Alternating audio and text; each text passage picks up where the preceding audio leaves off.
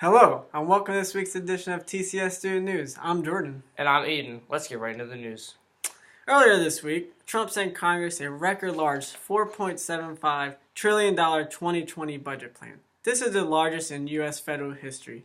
In the plan, it includes $718 billion for the military, which is a 5% increase, and $8.6 billion for the wall along Mexico. The wall along Mexico has become one of Trump's biggest political stunts.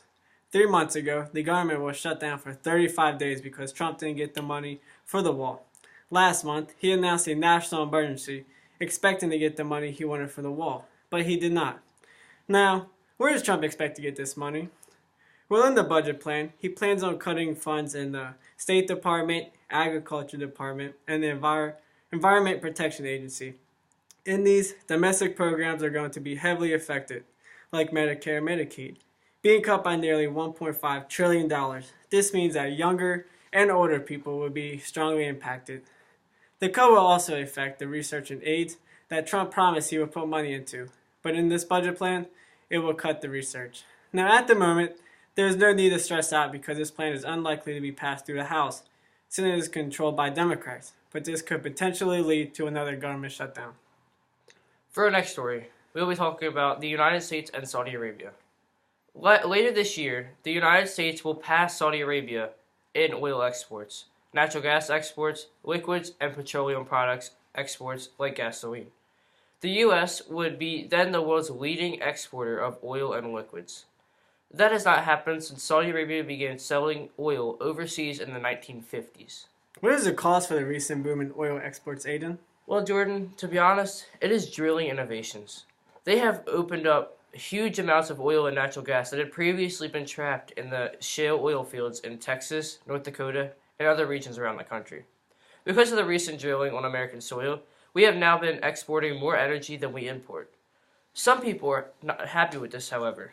Oil Change International, for example, warned that the U.S. oil and gas development could unleash the same amount of carbon pollution as almost 1,000 coal-fired power plants combined, meaning that this recent switch to being self-sufficient with energy could be catastrophic for our environment.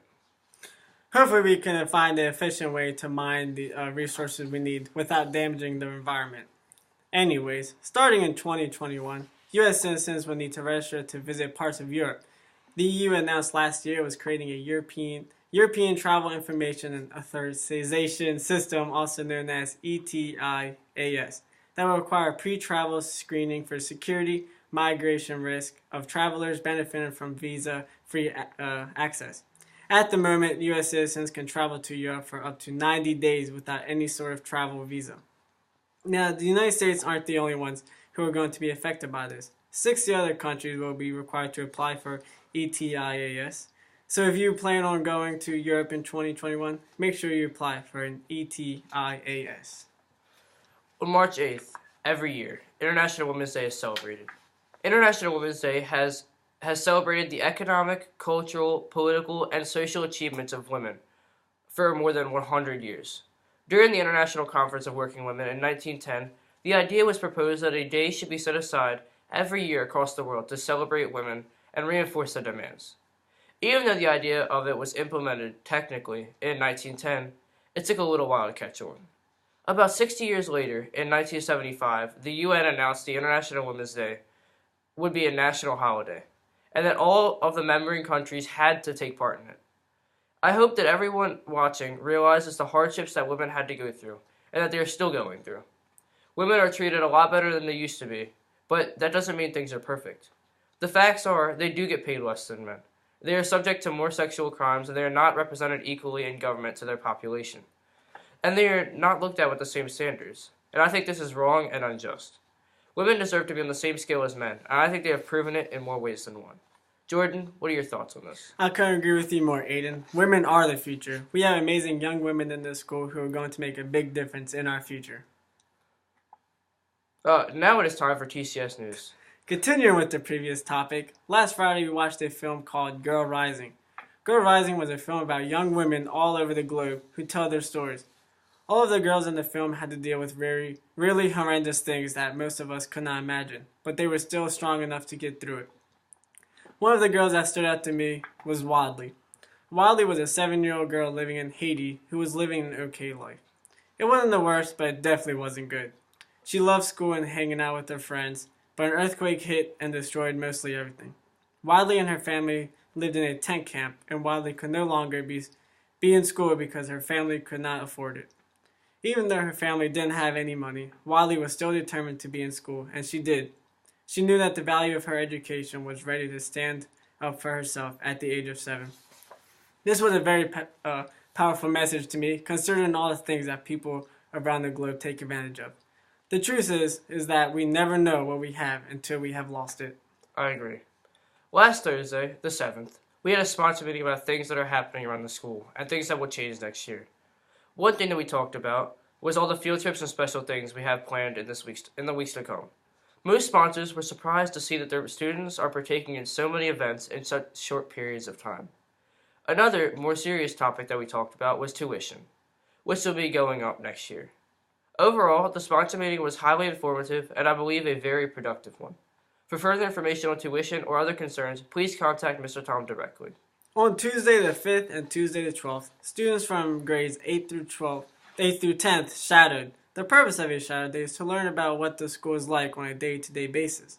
I hope that shadow students saw something they liked and maybe they will be part of the student body next year. I believe this school would be a good choice for students who are looking to brighten their future and to make a difference in their lives. If you would like to apply or know someone who is interested in the school, you should either call or email the school to schedule a shadow day. On Thursdays, we have been so lucky to have Miss Aidan from Goddard National Space Flight Center to teach us about space and the sun. She has recently started us on another project. This project is to build a rover to a specific planet and to design it. I cannot wait to further our relationship and continue on the project with Miss Aidan. It is so much fun and we look forward to it every week. On Tuesday, members of the CSI crew of Johns Hopkins came in and did a lab with the biology class. We learned about food chains. I found it very fascinating learning about how a single species can impact many other species. The biology class is very lucky to have you a part of the TCS family. Thank you. This week, we would like to thank all the sponsors who donated lunch to the school. They were all fantastic, and I'm so happy to know that people see so much potential in us to spend their own hard-earned money on food for us. We would like to thank Miss Sandy for donating pasta, donuts, and croissants, Miss Janae for bringing in pizza on Friday, Miss Lita for donating ravioli, green beans, and bread, Miss Peg for bringing in the delicious sausage and egg casserole, and Mimi and Poppy for donating to the pantry and bringing in amazing fried chicken. It was out of this world. Thank you again to everyone who donated lunch to the school this week. We greatly appreciate it. Moving on, I would also like to give a huge congratulations to Donald and Jordan for being officially enrolled in CCBC.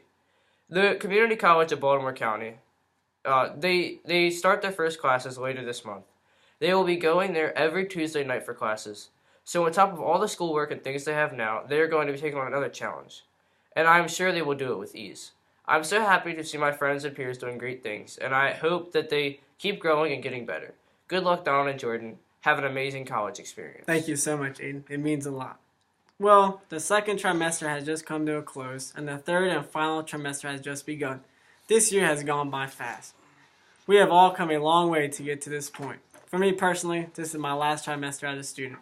I am looking forward to one more great trimester. I would like to congratulate everyone for making it this far, and I hope that everyone can finish the year strong. Thank you all for watching this broadcast, and I hope you all have a glorious day. Make sure to tune in next week to keep up with what's happening around the school.